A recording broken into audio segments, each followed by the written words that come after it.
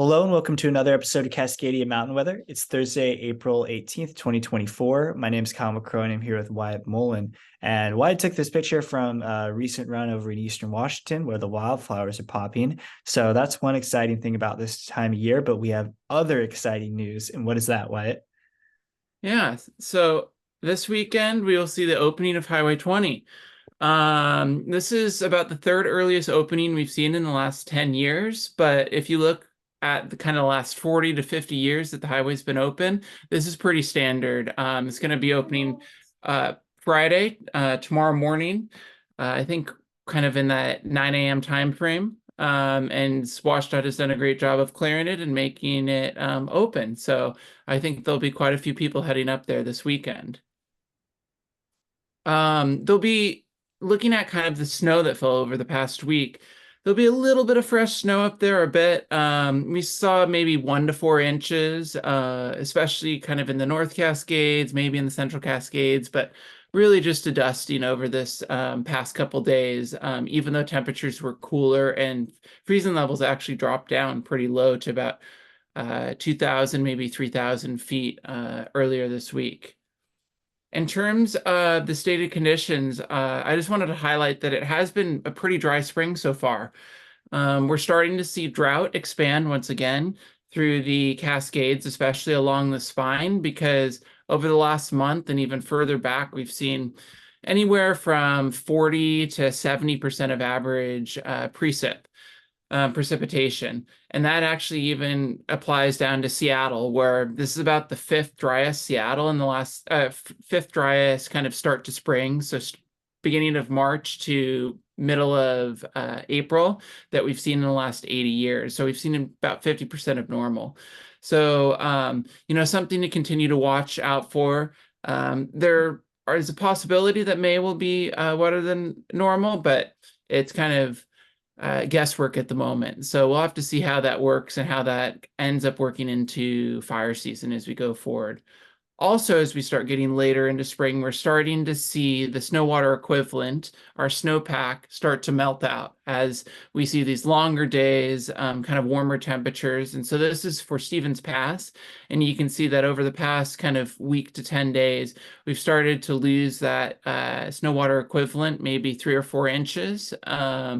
As it kind of runs through the snowpack. And we'll see this continue to accelerate as we move into May.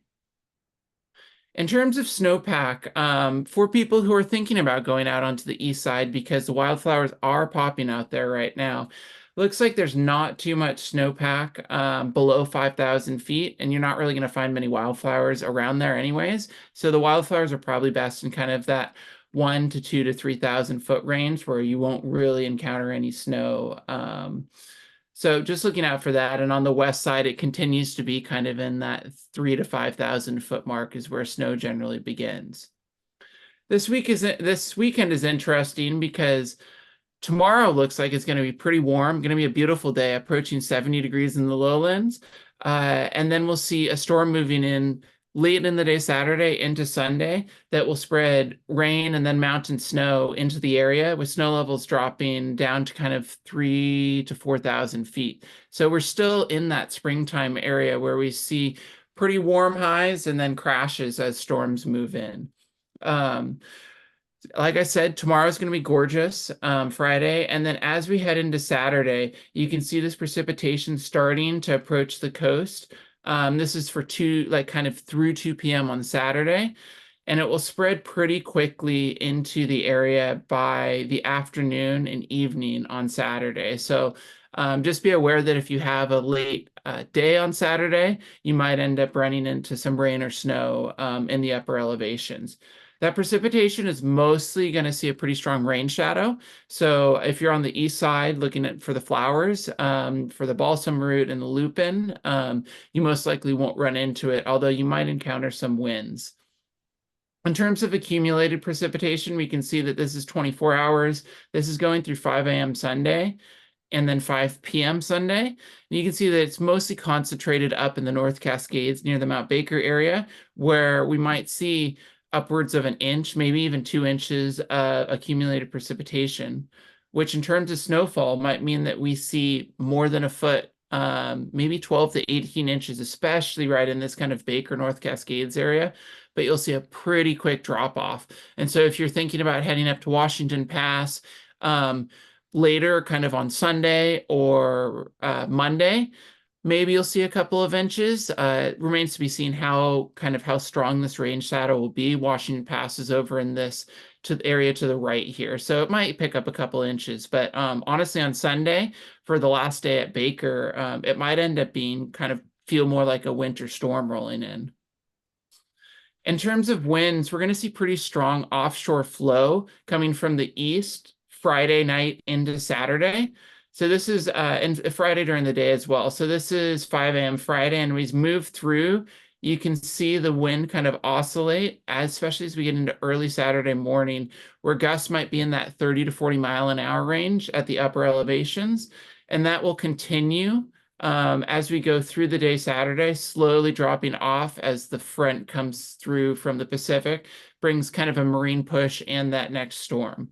So just be aware that if you're growing up at higher elevations, you especially kind of near the crest, you might see some wind effect. And then in terms of clouds, this is just going to highlight as we move through the day Saturday, we're going to see building clouds, maybe some high clouds to start out, and then that precipitation moves in. And by 7 p.m. on Saturday, it's spread through most of the Cascades, and then kind of continues through the weekend. So just be aware of that. So here's the point forecast for Washington Pass, since we know a lot of people are looking at getting out there this weekend. Friday is going to be a great day, and it has been fluctuating pretty strong diurnally. So like colder at night, good freezes, and warmer during the day. So Friday will probably be a pretty nice day with some nice spring snow. Saturday, we're going to see increasing clouds, and something to also watch out for is strengthening easterly winds. But it should be mostly dry. And Sunday, it's going to cool off quite a bit. And we'll actually see the warmest temperatures probably on Saturday, as that offshore wind brings like warmer air through the area. And then probably back to nice again on Monday.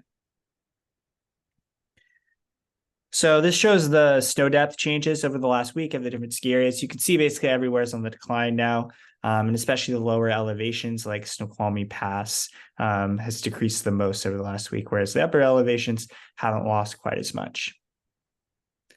So the last weekend opening for Baker, and after this, Crystal will be the only ski area open in Washington.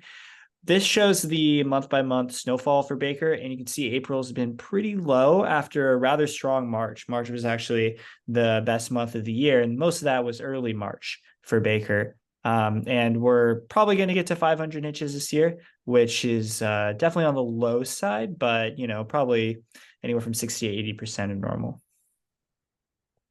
NWAC has stopped doing avalanche forecasts now in the spring season, but they do have a page just kind of talking about general things to look out for in springtime avalanche information. So this is still a good resource, and something you can learn from.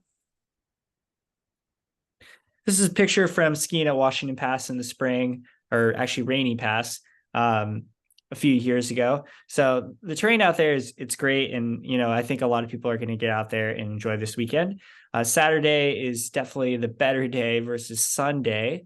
But it's not necessarily a slam dunk with increasing clouds and winds that definitely can mess with the snow, whether you're going for corn or powder. It can make things a little tricky. So yeah, it doesn't look like a great weekend, but it's also not a bad weekend. It's still always fun to enjoy the opening WA Pass and kind of celebrate with everyone up in the North Cascades.